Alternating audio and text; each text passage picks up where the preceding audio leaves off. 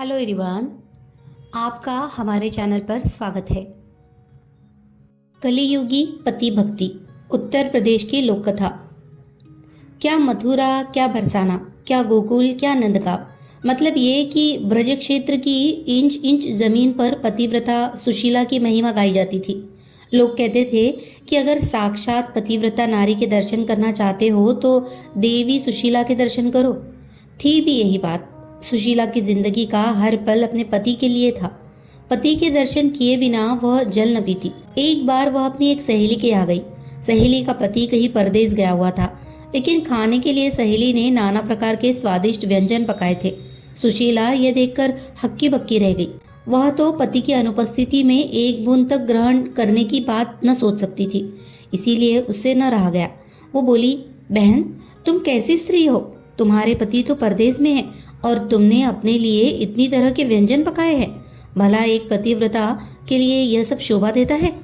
सच्ची पतिव्रता तो वह है जो पति को देखे बिना जल तक न पिए। सुशीला की सहेली बड़े मुंहफट स्वभाव की थी, दिल की भी वह बड़ी साफ थी। बोली, बहन सुशीला, यह सब ढकोसलेबाजी मुझसे नहीं चलती। अगर मैं अपने पति के बाहर होने पर भी अच्छा खाना खाती हूँ तो इसका मतलब ये तो नहीं होता कि मैं उन्हें नहीं चाहती। मैं तो जैसी खुश उनके सामने रहती हूँ वैसी ही उनके पीछे भी। अगर कोई मुझ पर उंगली उठाने पर ही तुला होगा तो उससे मैं रोक नहीं सकती। बाकी ये तो सिर्फ मैं जानती हूँ या मेरे पति कि हम एक दूसरे को कितना चाहते हैं। सहेली के इस जवाब से सुशीला जल भुन कर रह गई। उसने मुंह चुनिया कर कहा, ये तो सब ठीक है, लेकिन तुम पतिव्रता नहीं हो। पतिव्रता स्त्री के लिए शास्त्रों में लिखा है कि पति की गैरहाजिरी में वह जल तक न पिए। सहेली ने इसका भी करारा जवाब दिया। बोली, ऐसे शास्त्र मेरे ठेंगे से। अंत में बात यहाँ तक बढ़ गई कि सुशीला तुनक कर अपने घर लौट आई।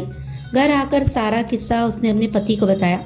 पति भी सुशीला को बहुत चाहता था और उसकी निष्काम पति भक्ति से बहुत प्रभावित था। फिर भी कभी कभी उसे यह जरूर लगता था कि ये सब ढोंग है। अगर पति एक महीना तक घर पर न रहे तो क्या कोई स्त्री बिना अन्न पानी के एक महीना तक रह सकती है? और उसे लगा कि यह बिल्कुल असंभव है।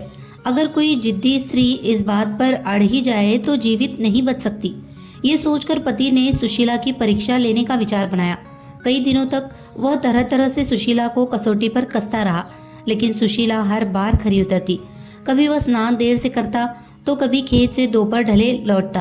कभी कभी तो ऐसा होता कि परोसी थाली तक सामने होने पर वो बहाना बनाकर बाहर निकल जाता और दिन ढले लौटता। लेकिन सुशीला ने कभी भी पति के खाने से पहले पानी तक न पिया। एक दिन सुशीला के पति ने कहा, आज मेरा मन खीर और पुआ खाने का हो रहा है, इसलिए खूब इलायची गरी डालकर पुए और चिरौंजी किशमिश केसर डालकर खीर बना लाओ।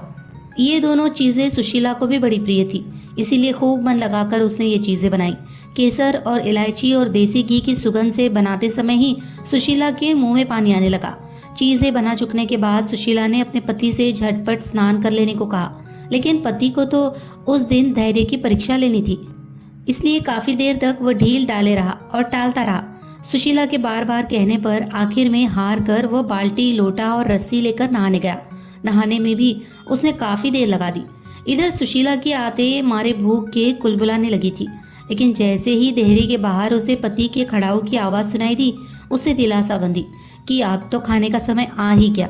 लेकिन जैसे ही पति ने देहरी दे अंदर पैर रखे, दाएं पैर की खड़ाऊ से पैर ऐसा फिसला कि वह चारों खाने चित फैल गया। बाल्टी लोटा हाथ से छूटकर दूर जा गिरे और आंखें फैली की फैली रह गई। ये देखा तो सुशीला जिस हालत में थी वैसे ही दौड़ी, पास जाकर सिर हिलाया, आवाज़ें दी, लेकिन सब बेकार। पति अगर जिंदा होता तब तो बोलता, लेकिन उसके तो प्राण पखेरु उड़ चुके थे, इसीलिए भला वो कैसे बोलता। सुशीला की आंखें डबडबाई और गला भर आया। उसका मन हुआ कि धाड़ मार कर रो पड़े, लेकिन तभी उसे खीर और पुए का ध्यान हुआ आया।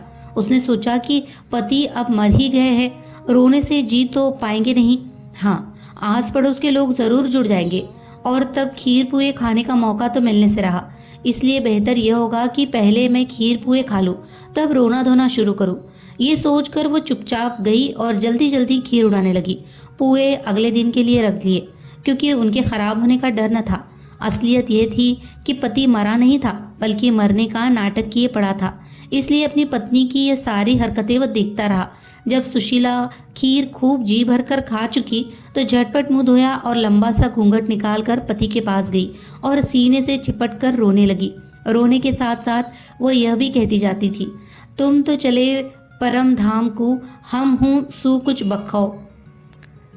उसका पति कुछ देर तक तो उसके नकली प्रेम और दुख को सहन करता रहा, लेकिन अंत में उससे न रहा गया और जैसे ही सुशीला ने अपना जुमला तुम तो चले परधाम को, हम हूँ सू कुछ बखाओ खत्म किया, वैसे ही उसके पति ने उसी से मिलता जुलता एक जुमला जड़ दिया।